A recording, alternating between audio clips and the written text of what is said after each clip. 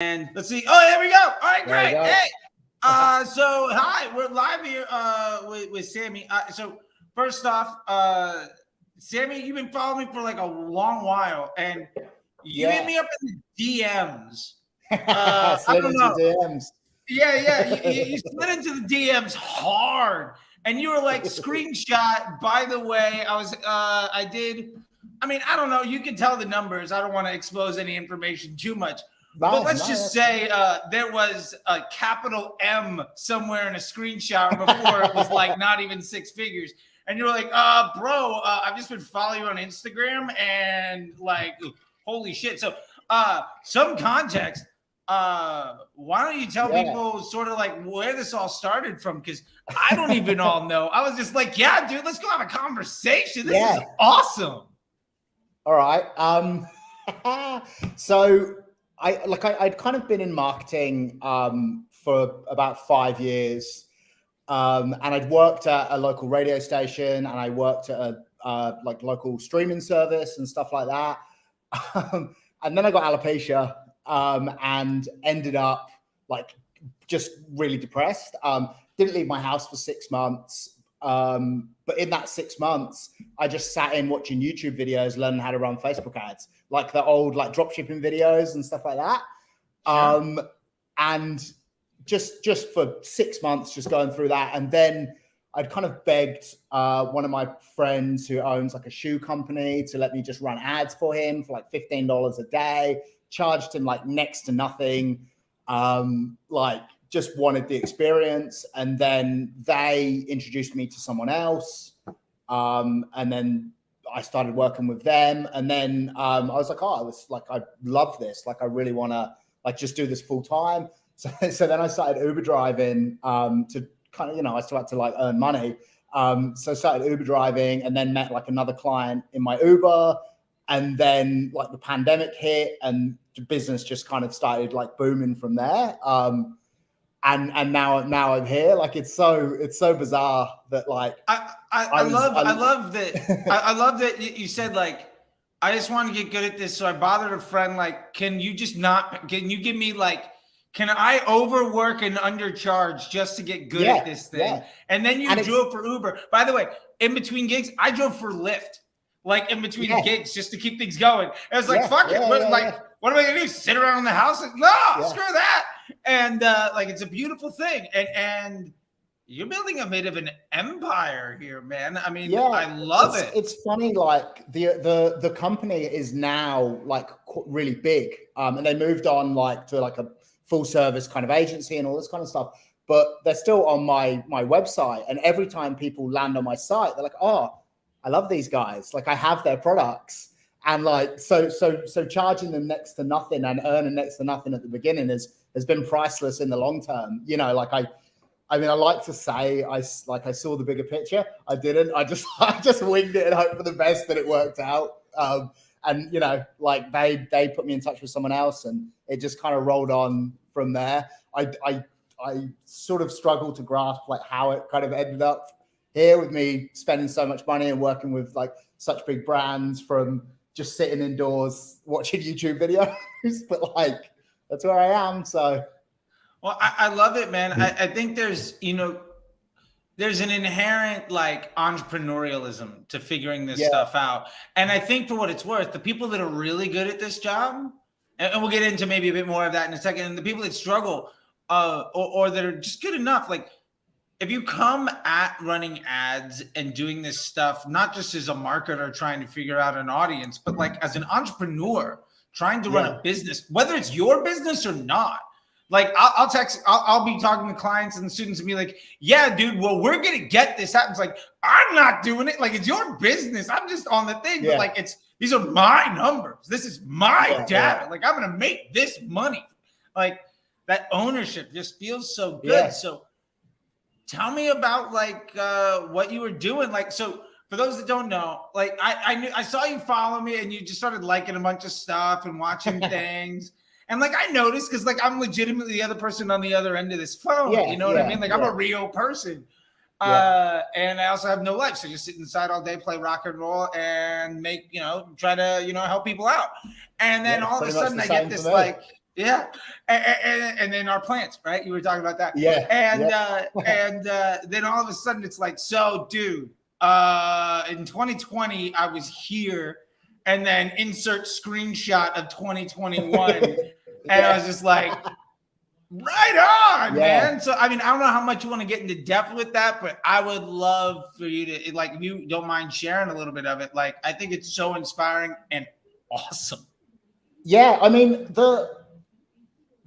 it's such a weird thing to have to say, but like, yeah, pandemic, like, as someone who was trying to get into e-commerce, I don't want to say it did me good, but that's kind of what I'm trying to like say.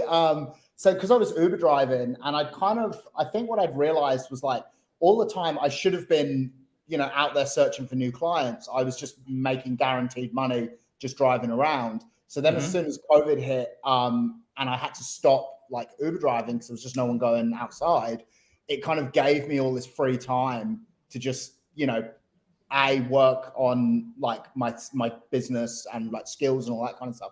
And then also like search for new clients, like everything and Elon Musk said this, like everything you want to learn is on YouTube for free. Yeah. Like, and I think we're kind of getting away from people frowning upon people being YouTube taught for stuff. I think it's becoming more and more commonplace every day, every week.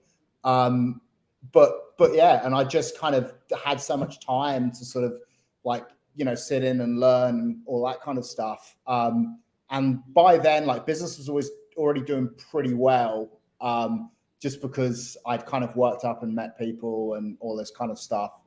And then, yeah, it's just insane. It just progressed from there, Yeah, no, I love it, man. So like, just a couple of things I was really curious about, and what made me so happy. So we're talking just the fact that you were able to take the stuff you learned on YouTube, some Instagram stuff, some hounding a few people. Like, I feel like there's a lot of information out there, right? And it can be one of the downsides of YouTube is that it's so easy to access info, and that bad ideas tend to be more popular than good ones. Yeah. So, well, that was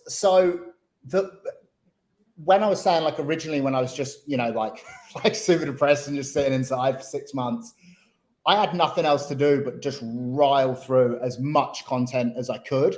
And like over time, I kind of learned, I was practicing on the job with, the couple of clients I had. So I just kind of learned what was good and what was bad. And I think for me, like, because I had a marketing like background and kind of had that mentality of, how you kind of present things to potential like buyers and stuff like that really helped.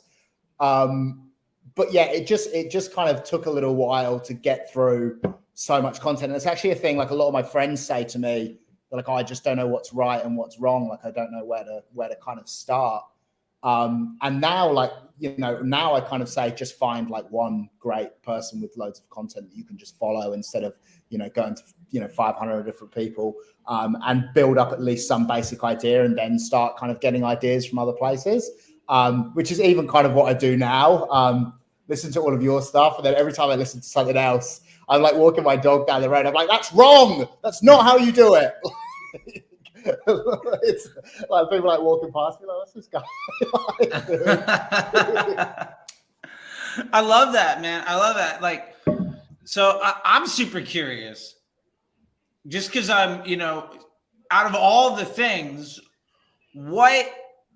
I'm legitimately, I'm wondering, like, what made you decide to trust what I had to say versus other people? Because there are tons of people with 100 times as many followers or like 1,000 times more views.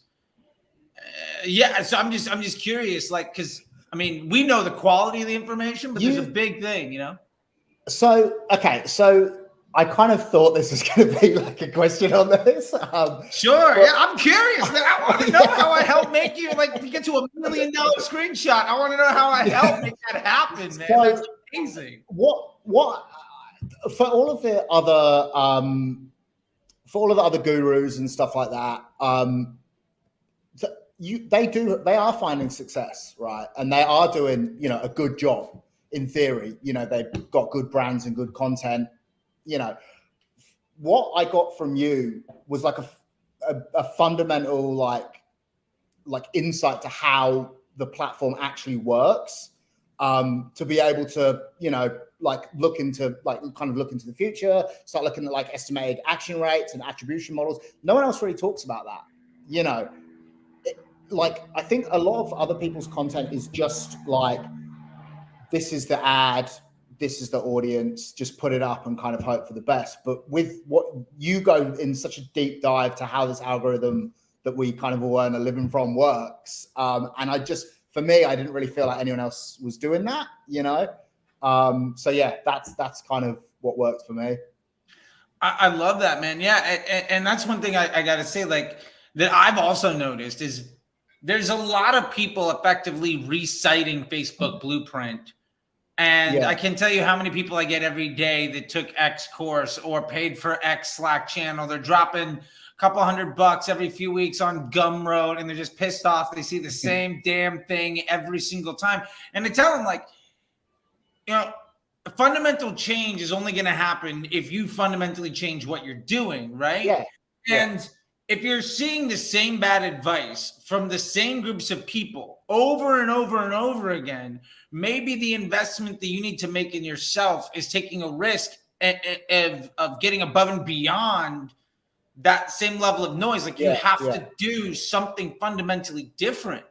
And what I love about this that you said and made me so happy was the level of detail above and beyond just, this is an ad, but like, this is the science. This is the structure. This is the business model. This is the mathematical. I did one today about mathematical equation, CPA plus COGS divided by LTV. Like, that's how you scale a direct to consumer brand. Like, that level of depth and actionability, I feel like is vital. You know what I mean? And I mean, I love that you found so much out of that. I'm curious, out of that stuff, because I mean, I've got hundreds of hours or whatever. Like, what are the things that really stuck with you? What are some of the stuff that you would say? Like, if somebody's coming to you because now you're Sammy Blades, expert yourself, you're $1 million ad account guy. What are you telling folks that are coming up? Because one of my hopes is that you can pass that along. You know what I mean? One of my biggest things that I am like openly like putting my hands up to really getting wrong before or kind of, I guess, during like following your content and stuff was like attribution model or attribution window, where I was like, when iOS 14 happened, I was like actively saying, oh, the worst part of it is that it's no longer tracking people for 28 days. It's only 7, and trying to like just like begging to people like, oh, if it's outside the 7 days, like we won't see it in Facebook, and really like just kind of like humming that tune kind of thing. And then I think it was on one of the podcasts or something where you kind of explained it, and I was like, yeah, all right, like, that does make a lot more sense, and I'm kind of, like having at the moment where a lot of clients that I'm working with, like wanting to go on TikTok and do Google Shopping and do Facebook as well. And it's like, well, if Google's tracking you for 30 days and Facebook 7, and then TikTok's tracking you as well, and you get one purchase, someone's been on all 3, it's not going to show up 3 times. Mm-hmm. They don't have an agreement. Like, they're not sitting there and be like, oh, you can have this one. It's not like, hey, you made 3 times the amount of money. No. It's, it's just one purchase, and it could show up on 3 platforms. And that's one of the things that I kind of now like hate about gurus and all the big like marketing agencies and stuff, where they just kind of slam this like 6 ROAS, and all this kind of stuff. And it's like, not really, you didn't. Like, guarantee you didn't. Like, yeah.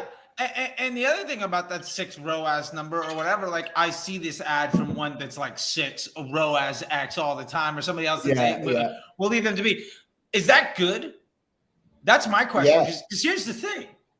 6x ROAS. Now, let's say you break. Let's just use stupid math. It never holds true. Yeah. 1 ROAS means you broke even. Let's just say your cost of goods is $0 for the purpose of this conversation. 6, to me, feels like you spent 5 times too little money. Yeah. Because if I give you $1, you can give me 6 back. Awesome. well, why didn't you spend $5? Because I'd have 30. But instead you gave me 6. You gave me $5 back in profit instead of like 29. Like, what are you doing? Like, or 24, whatever. Like, and I love that. Or the other side is like, I've worked with clients where like they need an 8 to break even. You know, because they know there's LTV baked in, high, whatever. Like, So like one of the things I always say to people, like the whole thing with the ROAS is like, okay, you were getting a 6 ROAS, right? And if you were, you know, great. But how much, if you were spending $100 a day and getting a 6 ROAS, you're doing $600 a day in sales. That ain't that much. But if you were spending $10,000 a day and getting a 2 ROAS and you're making $10,000 in sales a day, that's a lot. So would you rather a 2 ROAS at $10,000 a day or a 6 at $100 a day? You know, and oh my God, yeah. From a scale point of view, and I think that's something that not a lot of people like talk about that, and that's something I always say when I'm scaling with clients and stuff. And I'm like, what the ROAS? I just have to do that now because it's such bullshit. Like, I'm like the ROAS, like it will go down when you spend more, but you will make more. You know, so all of these businesses saying, oh, you know, we scaled this client to a 6 return, or you know, it's such nonsense. It's also, how long did that last? You know, if you're spending $100 a day for a week and you got a 6 ROAS, great. I can guarantee you it died after that week. Guarantee. Yeah, well, but you know, once you stop promoting that email campaign to your existing buyers that you're smashing on retargeting during Black Friday, that massive return all of a sudden goes away. It's funny. You reminded me, like I used to work with this alcohol delivery brand in Los Angeles who, for legal terms, I will not actually name out loud. You know, everybody's like, well, name your clients. It's like, I don't need to. We don't need to have this conversation. Whatever. So they had a Facebook rep who was moonlighting, and they were doing about 300 to 500 a day at 6X. Ironically enough, doing about 1,500 to 1,800 in sales a day. In Los Angeles. They were stoked. But they were unhappy with it because of the guy and his conflict of interest with Facebook and the mother. So anyway, they brought me on. Within like 6 or 9 months, I think it was within 6 months, we had him doing a 2.5X. But really what it meant was we were making a $22 profit per sale. Because we got some margin instead, right? $22 profit per sale with a projected 2.5 multiplier on LTV. Again, that's CPA plus COGS divided by LTV. At 3,000 a day. And you know what the net effect of it was? The guy had to go out for his next round of investment 6 months early. He ran out of his runway. Instead of doing it in June, he did it in November and December. And like, that's so much better. Like, a 6X return on like, great. You made it $1,200. Awesome. I'm going to do 100,000 a month doing it my way. And it's just like a smaller piece of a much bigger pie tends to be way more valuable. But I think it ultimately comes down to some folks are taught to make Facebook look good. Other folks are taught to build a business. That's my whole thing at the moment. Like but even before I sign people or like onboard them or whatever, I'm like, I'm not here for a vanity report. You know, I've actually had this with a client like recently, and I mean, I know this is for Facebook, for example, but this was on Google Ads where they were spending like $1,500 a day on the keyword that was their own business, right? That looks great in a vanity report, you know, because you're not going into the details of the keywords and stuff like that, but we're saying, oh, we're getting you a 7 times return on your money. But they were going to your website anyway, so it's fucking pointless. Like, you know, so I went in and like, you know, it was probably a bit like risky for me to do with a, you know, brand new client and stuff, but I basically stopped all that, changed all the keywords to people who are actively looking for the products and services that we have, and driving them to the business. Like, my reports look 1 billion times worse than the last people, but like the actual growth of the business is going up, you know? Because you're driving lift. Funny how that works. When you focus on growing a brand versus protecting your ego, things happen. And I think like my thing at the moment is, and like I'm very, very like lucky to be in like this position where I can have this kind of like, I guess it's like I don't want to say arrogance, but where I'm like, if you don't understand that, then that's fine. Then this doesn't work, you know? Yeah. So if you want someone who's just gonna, you know, sit in the background and do your ROAS reports and not scale and provide you with no growth, go for it. There's a billion people that do what we do, and you're welcome to them. And I know it's rude, but like that's just what it is. Like, no, I love it. I love it. And I tell my students in the MBA program all the time, like when they're talking about getting good clients and stuff, I say, like, have a conversation with somebody. One of the key things about landing a client isn't getting your first paycheck. The thing you want to look at with landing a client is this going to be a relationship you want to invest in? Yeah. And some of the best relationships is when you can have a business conversation with an entrepreneur that understands, because they need to know three things. First off, they need to know that they're going to live and die without you. Like you are not necessary to their bottom line. Number two, your function is to throw fuel on the fire. They give you money, you blow up their business. Yeah. And that's a big thing. And then the third piece is they need to understand that it's not day to day. It's week to week, month to month trajectory, growth in a business. And ultimately, understand what that goal is. Is it bottom line growth? Is it top line growth? Is it market share? Is it customer acquisition at any cost? Because the right answer to every problem is fundamentally different based on those questions. And so many people I know are just trying to work so hard. And the people I see on Twitter and on Instagram and on YouTube talking about ABO versus CBO, my man Barry talking about this, like, that doesn't matter. I mean, stop first off, madness. Like it's 2022. Like, please stop this like conversation. Like, I literally can't handle it. I don't understand why, like, everyone's just not Power 5 or Power 5 all day. Like, you know, broad. Like, it drives me. Like, I mean, I say it drives me nuts. So it's good for my business. Like, it's really good for the people that embrace it. And with that, like, people argue so in depth about shit that doesn't matter. Yeah. And I use this analogy sometimes. I don't know if you've ever seen the movie Gangs of New York. You ever see that movie? Yeah, of course. Okay. So there's a shot where they're having at it, right? They're knifing each other in the street. It's like a big war. And then the Navy just levels the entire neighborhood. Yeah. We're the fucking Navy. Yeah. You can battle with your ABO, CBO, whatever, like manual bit, all that stuff. I don't give a shit. I got cannons. Yeah. Fight is over. Like, you know, like, we're done here. I don't care that you figured out a way of working 3 times harder to make an extra 5 cents. I'm going to be working half as hard and double the business. Yeah. And like, where are you at in your life? Like, how arrogant can you be when you're like, when Facebook's like, hey, we think you should do this, and you go, nah, I'll just do it my own way. Yeah, I mean, I'm at the point where, like, who are you? Like, literally, who are you if you're doing that, right? I mean, I'm trying to be nicer. Yeah. But the honest truth is, and I don't think a lot of people appreciate it.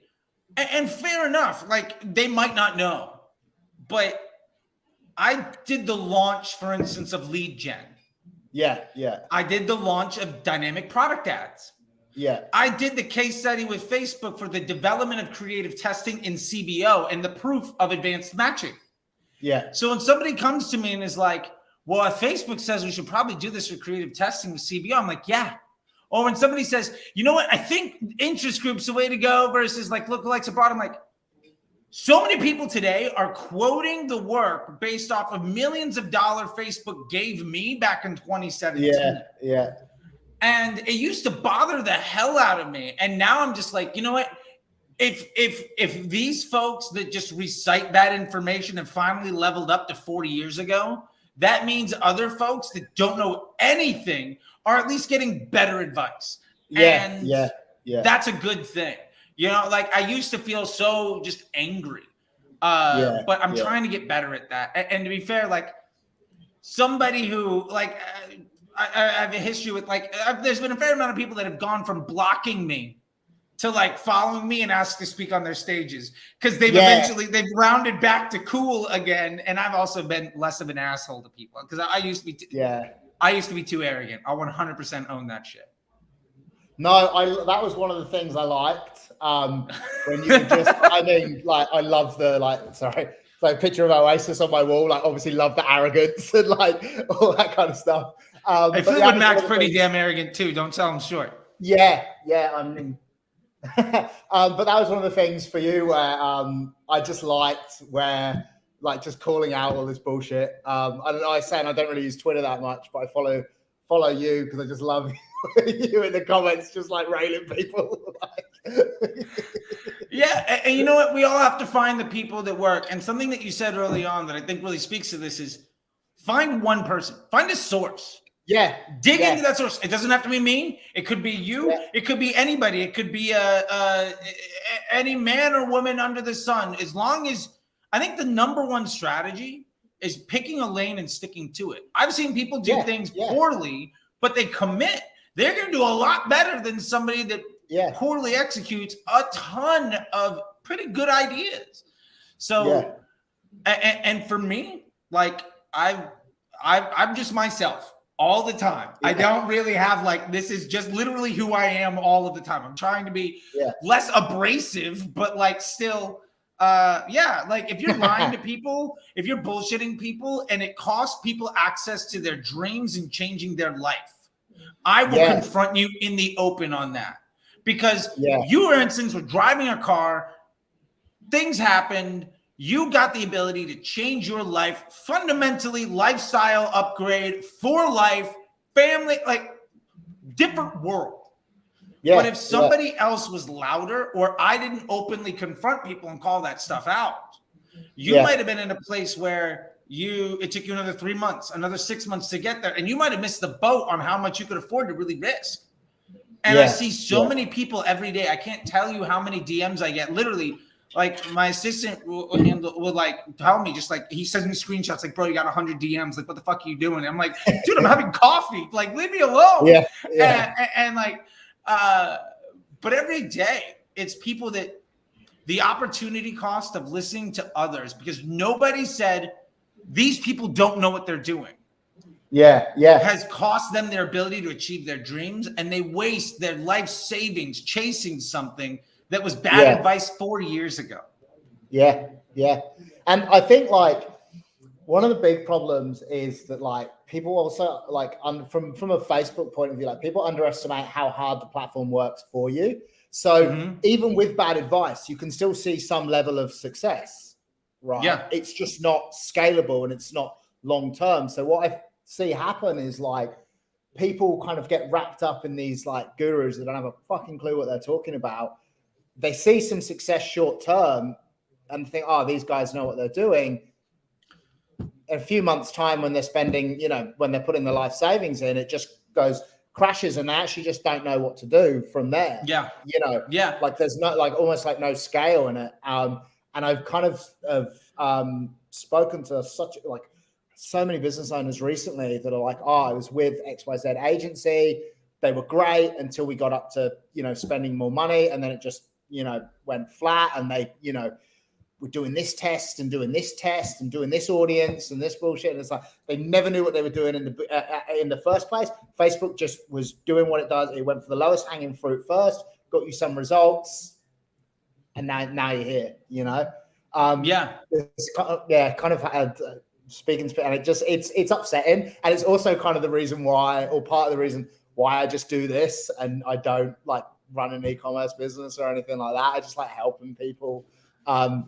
I'm the same way, man. People keep asking me, why don't you do an e-commerce thing? And it's like, my mornings can be spent answering DMs, trying to make people's lives better, or hopping on the phone with like fulfillment in Taiwan and customers. Like, I don't want to deal that anymore. No customer service for me. I don't want to deal with that. like, I don't want to, like, you get to pick and choose the problems you have as an adult, right? Like every situation you're in is your responsibility. And like, you get to pick and choose. You're not a victim. Like you woke up and decided to put yourself in this situation. And like that, like short-term win shit, I talk about that all the time. You know, and like the biggest short win bullshit that I'm seeing right now is people saying lookalikes and retargeting with manual bidding. And I'm like, you know what? You are going to crush for about 12 days. 100% you're going to crush. But the problem is you're sapping everything out of that lookalike and everything out of that retargeting. But because you're not creative testing and scaling it broad, you're not feeding anything back into, so you're just draining the bucket with nothing else coming in. It eventually just dries up and you're sitting there like, well, what do I do now that like this is working a little bit? You've invested all of your profits in scaling to get blood from a stone, and then you're upset when it doesn't work out. It's a hard thing to, I don't want to say educate, but like to kind of teach clients that, you know, where like for me, you know, if I take someone on board and I'm kind of flat out, just like, this isn't overnight. This is a couple of months or a month, depending on how much we're spending to really get there. Like I have a, you know, client at the moment and did a big restructure and everything like that. And like the results are still good, but they're improving week by week, month by month, but they're not as good as they were before, but they've kind of been okay before. And like, we're just seeing the amount of scale that we can get with the, you know, Power 5 restructure, as they weren't doing that before. And like, yeah, it's just hard to kind of convince people that it's, you know, it's long-term, you know, no one wants the long-term, like business owners, like, oh, I just want, you know, the results overnight. And it's like, if, you know, but like I say, like, if you can't see the long-term growth, then I can't help you. Like, you know, be on your way sort of thing. Which is a shame, but it's just the nature of, you know, like some people get it and some people don't, you know, and the ones that do, like a brand I'm working with, like a fragrance brand I'm working with at the moment, she like is just the smartest girl and like really just gets it. And like when I like explain things to her, I'm like, look, if we're on 3 platforms, we're going to record, you know, probably 3 times the results. So we're just going to move to this ecosystem ROAS instead and look at how much we're spending, how much we're making and stuff like that. And I'm like, look, it's okay. Like we're on, you know, this one day click, one day view. I'm like, it's okay that Facebook is showing you shit because look what's happening on Shopify. And she's like, oh yeah, no, that like, and just really like gets like, it's amazing like to like work with her because she's so fucking smart. I love it. And like when I'm talking to clients about that, and I'm talking to my students from the MBA program or whatever else, I keep trying to tell them like the focus here is that next month is better than this month. Right. Like that's the overall goal. Decide a business objective. Top line growth. Cool. So your top line growth metric in January, maybe January is tough over December just because the scale. But the point is, if you're moving the needle, you're comparing January to December. So fair enough. But like, if you can start to look at it quarter by quarter, year by year, month by month, the bigger the windows you can look at, and you start to make big change. And when I get pushback from that, I tell people like, you understand your competitors are making this work. You understand you're coming to me because you know that I've made this work for other people. You understand that you have done it your way, trying to react to yesterday's incomplete, out of context information.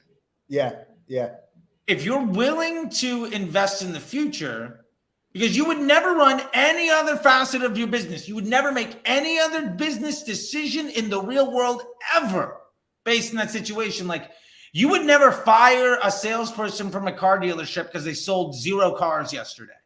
Like that, you wouldn't do it.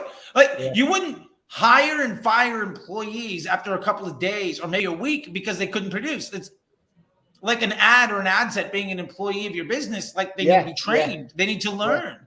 And are you going to invest in employees that are going to be around for weeks or ones that are going to be around for months or years? Like I've got ads that have been running since 2018. They crush.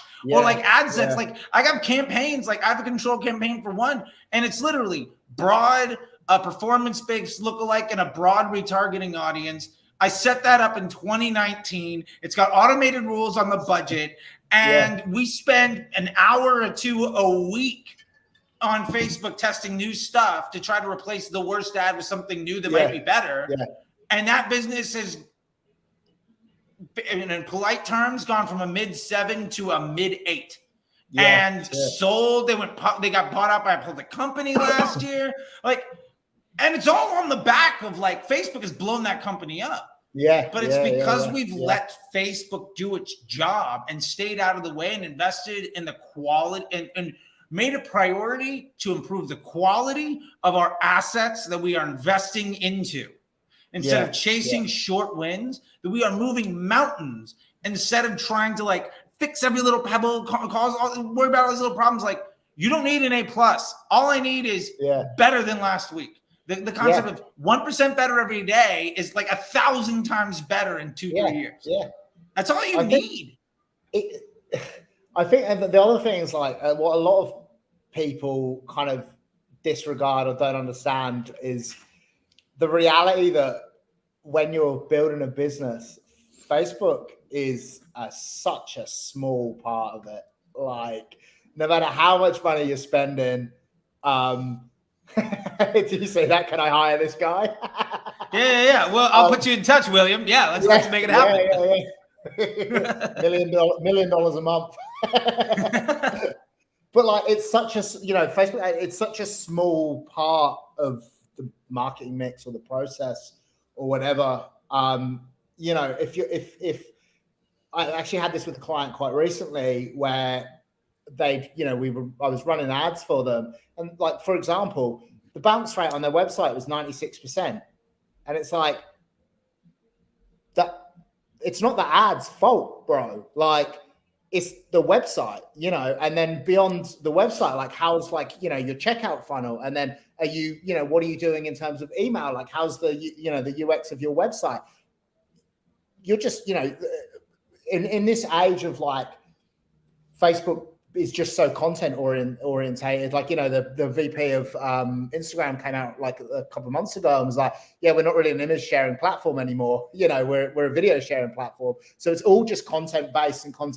But if people are coming to your website and there's just so many other things that kind of go into it. And I think that a lot of people A, disregard that, and B, just don't really understand what else is happening. Just kind of think, I can put up some ads and it's going to be fine. And it won't, it just won't, and there's and kind of giving, what I kind of got from you was a framework of kind of how to structure an ad where I can go and work on other things for, other back end things. I'm all over Klaviyo, Google Analytics, using Hotjar and all these other kind of things. Sure. That shit that matters now, because the ads are up and they're running and they're doing great. But we need to convert people where it matters and actually get people through the door to make the purchases that they want. And I just, so many gurus sitting there being I just rail ads, get people to the website, it'll be fine. No, no, it won't. Yes, that's strategy. There's this, that's just not how this works. That's not how any of this works. It's that, there's this old Geico commercial, an insurance company in America, where they had these old biddies sitting around in the living room, and somebody just had a picture up on her living room wall. She's I put photos on my wall. And then she walked up to her, was I unfriend you, and handed her a picture. She's that's not how this works. It's not how any of this works. And my point with this, I love it. I literally just shot a video today, deep diving into this. It went live earlier. And because I got a lot of heat I dropped something about this on Twitter. Is the most important equation in D2C is that CPA plus COGS divided by LTV, looking to see where you get the best offer. And I got hundreds of engagements, and a lot of people well, that's an oversimplification, blah, blah, blah. I'm well, yeah, it's 180 characters, man. I'm sorry, it's not a fucking college essay. So I was all right, here's a 20-minute video, and I just tagged everybody, and I kind of shit post, but whatever. I do that all the time. That's just again who I am, right? And so the thing is, I can't tell you how many brands make they try to promote 5 things, and it's look, you can get to a million on one. And then, so here's the trick. get from 3 things down to 1, so that instead of having 3 problems to solve, you have 1. You've got 1 type of customer. I got my $19 offer that cost me $30 to sell. LTV's $100. Awesome. I can double my money on every person. Great. It's Apple with the iPhone, right? That's their main, like Apple just rail the iPhone all the time, and hopefully you go into the shop and pick up a $5,000 Mac while you're there. And Jordan has the Nikes. Like there's Nike, no, sorry. Nike has the Jordans. It's so good. I had it backwards, right? And then here's the other side of it. It's like, okay, so you figured that out, and you're like, well, I can't spend any more. I've reduced my customer acquisition cost, which is also bullshit because there's no such thing as the cost of acquiring a customer. Making a sale on a customer, 2 wildly different things. But on top of that, like, if you figured it out, great. Where in your funnel is busted? One of my favorite things, and we talked about this in the MBA program last week. We had a big lecture on this, and it was this Google Analytics report, this like funnel report, where it says, all right, everybody landed on this web page. Cool. 80% got to this page. Cool. 12 got to this page. 1% got to here. So that one that's like 80 to 12, get that 12 to like 16, or get it to like 20. What is this break that creates such a problem? If you can make a 25% improvement or introduce an upsell, I can't tell you how many people just don't even have a post-transactional upsell. They have a pre where they just like, I know you want to buy, but how about 10 other things? Like, fuck you, I just want this thing. And instead it's like, hey, thank you for your purchase. We've noticed people like you like this other stuff. Whatever you can do to either reduce the CPA, reduce your COGS, or improve that LTV, a 20% change, a 10% change in that conversion rate or somewhere down the funnel means that you can spike spend, because it's not a one-to-one relationship. If you get a 10% cheaper cost per acquisition because you improved your conversion rate, that means you can push your spend by 20, 30, 40% because you're going to get actual sales. So like if you get 10 sales for $100 and then all of a sudden you get 11 sales for $100 and you're like, okay, great, we're going to spike it up to $110, you're likely going to make at least 1 more sale. So that depreciation on efficiency isn't a linear line. So a 10, 20% change in your efficiency generally means a 25 to 50% increase in your volume at the top of your Facebook ad spend. And then what happens? Way more emails come in, your Google search volume comes up, your SEO gets better because your customer journey is better, your email team gets better at doing their job, and you're scaling the shit out of your business. I did this with a brand where we were doing when I came on board, they were doing 6,000 a day at a 2.5x ROAS. By the time I left 19 months later, we're doing 30,000 a day at a 0.8. And they went from $12 million company to, an $18 million company to a $95 million company. And the LTV doubled. And it's because we just figured out the one fucking thing. For them, it was like, all right, here's a $19 offer. We give you a 19. It costs us 30 to sell. We know you're worth 100. After a year or 2, we got it to 200. And night and day, just night and day, crushing because you're making real change in that business. And I love what you say. And the honest truth is, there's no Facebook ad in the world that's going to overcome those problems. Well, exactly. And like, I mean, the information, like what I find funny is like just the information is out there. Like I'm like on like Amazon and like Apple's like websites and stuff all the time. Just like Apple's like is so simple, right? Just the website is so simple. Amazon's, I can pay with Amazon with a swipe or with a click, right? It just eliminates like the process that you have to go through. Like I don't have to take 5 different steps to make one done. And because people really underestimate, like every time you have to ask someone to do something, every time you have to ask someone to go somewhere else, it just increases the likelihood of them dropping off. It just does. You know, like what if instead of a 3-step process, it was a 2? Exactly. Where it's like it's landing page A, and then they get to step 2 where it's 80%. What if instead of 80, 12, and then 1, you expose this percent that's only 1 all the way up to 80? It was just like, oh, you're interested. Cool. Give us your money. Done. Problem solved. Shop Pay or PayPal, Amazon, whatever. Transaction done. I don't even need to like, I'm on the toilet. I don't even need to grab my wallet. We're done. You know what I'm saying? Yeah. Like I'm in bed. I'm in traffic. I'm in a meeting. Making I'm in an elevator. as easy as possible for people to kind of I made 3 purchases on Amazon last night while the dogs took a piss in the front yard and my wallet was in the other room. And like the fact that people don't say like, well, Amazon's super successful. Clearly I shouldn't copy them. Like that's the dumbest thing I've ever heard. They have people that they are paying a lot of money to do a lot of this research, and it's like, you know, like the most underutilized like tool, and I can't believe I didn't mention this a minute ago, Facebook ads library. Like, oh yeah, you know, you could just spy on other people. So it's like the same thing where you're like, they have got people, you know, like Amazon have got people that have, you know, investing millions of dollars and millions of, you know, man hours into making this process as seamless as possible. You know, I look at some of the biggest brands in the world on my ads library because they've done the hard work. I just go in there and take a different approach. You know, I just go in there and like, I just fucking rip it off. I don't care. You know, I can't tell you how many times I literally just copy paste like the copy. Done. Like, they have to do it as a market. You know, as Apple, as a market leader, they have to invest that money. Like, you know, that's just part of being a business that's that big. And you know what? Thanks. I'll make 2 points on that. First off, if you're not looking at the Facebook ads library for a brand, when you like, my wife is super price conscious. She always goes to retail me, not shit like that. And I'm like, look, no. Go to Facebook ads library and that brand. You're going to see the retargeting ad with the 30% off code that they don't want anybody else to know. It's there. Done. Go save money. Second point.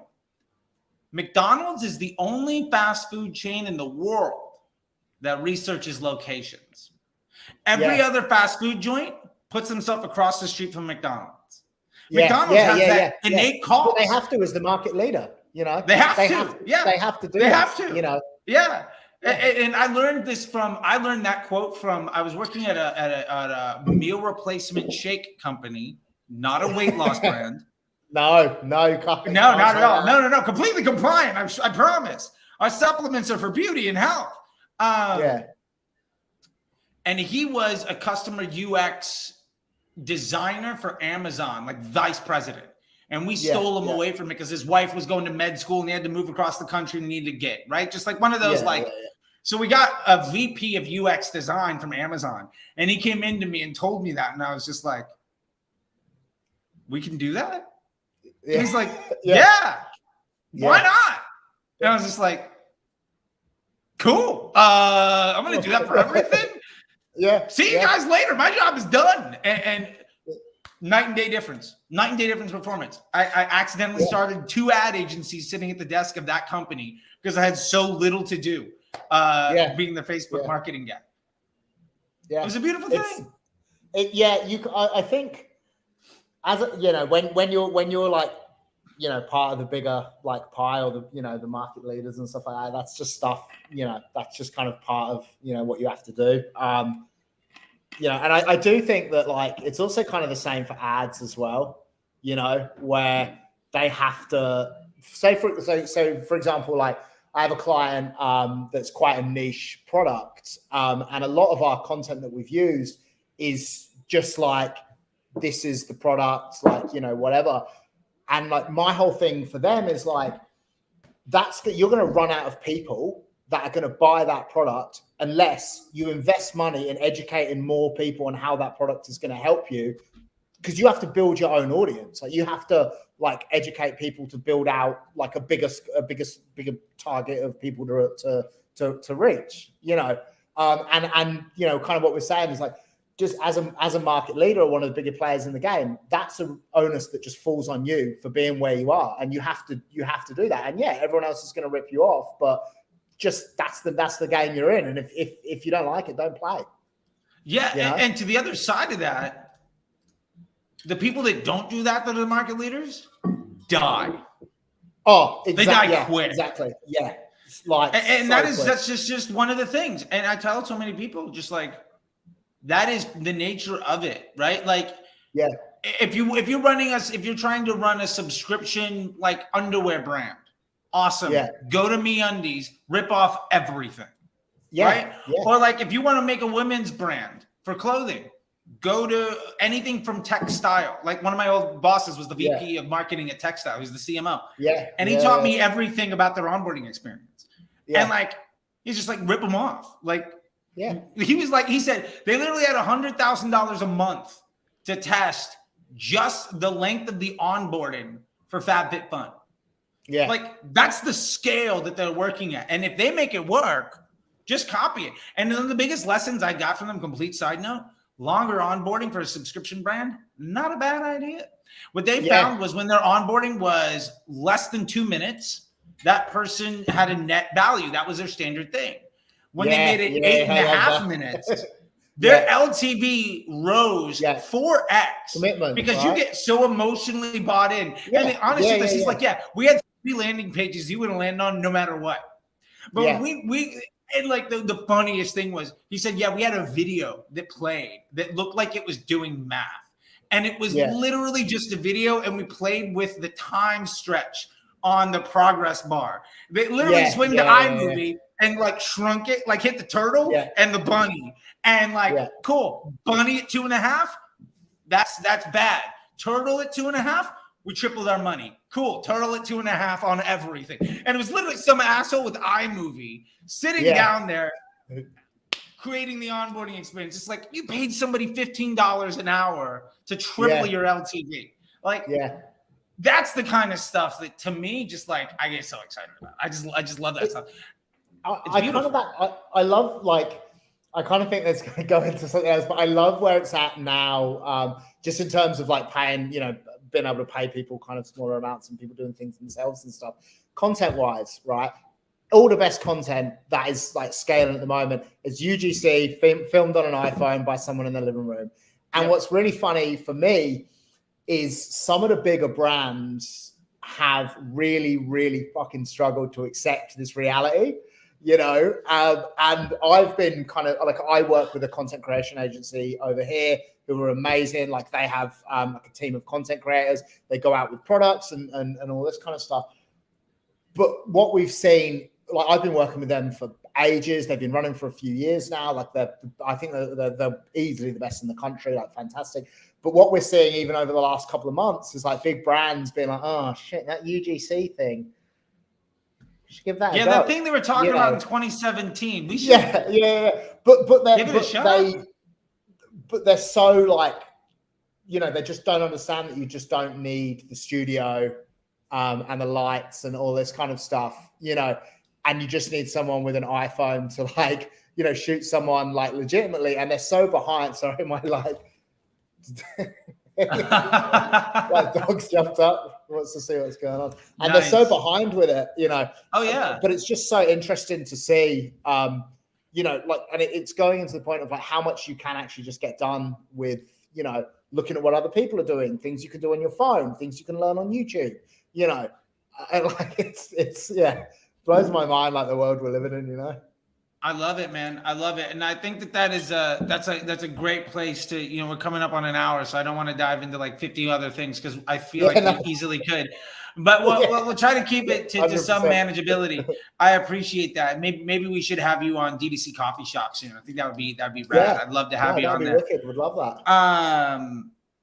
that. So what I'll get to with this is what I'd love to leave this with is one. I just want to say thanks. Like I get up in the day and I'm a content creator, right? At the end of the day, I'm a content creator guy that's effectively retired that people won't let stop working because I can help people, right? And like, I really enjoy it. I mean, I'm at this spot where like, I don't need to build brands. I don't need to do stuff. Like I bought a house in LA. I paid for my wedding in cash. I'm okay. Right. Like, I got a pocket full of strong nodes printing me strong. I'm flexing with the NFT profile picture. I'm all right.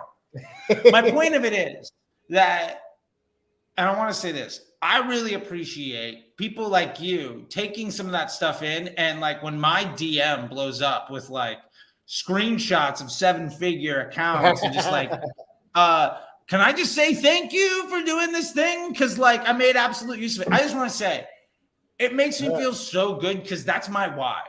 Like my why.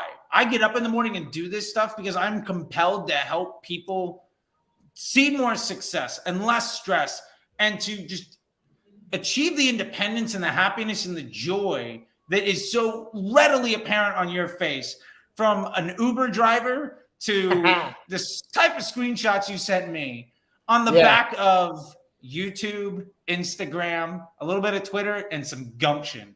It just means the world to me. So I want to say thank you. No. I have like next to no qualifications as well. So please don't think that I have a degree or an MBA or any of that kind of stuff. I have nothing. Like I when I finished like high school, I didn't even go and pick up my results. So don't think that I'm like some some genius that just kind of, like was able to, I just sat for long enough, as long as it took to learn it, I love it. I love it. And side note, I graduated magna cum laude from my high school with a 2.73 grade point average, because I got expelled 3 times in high school and I was the only senior in my graduating class. Yeah, I got expelled as well. Yeah. I got expelled from the school you go to, and you get expelled from the school that you go to, and you get expelled. And I got expelled in 8th grade. Like what are those? Just like some 11th grade private school, program for like at risk kids. But like it's March. He could just do some work in the back of this room for like 2 months. We'll just stamp it. Yeah. Only senior, magna cum laude, #1 in my class, because I barely had a seat. Fantastic.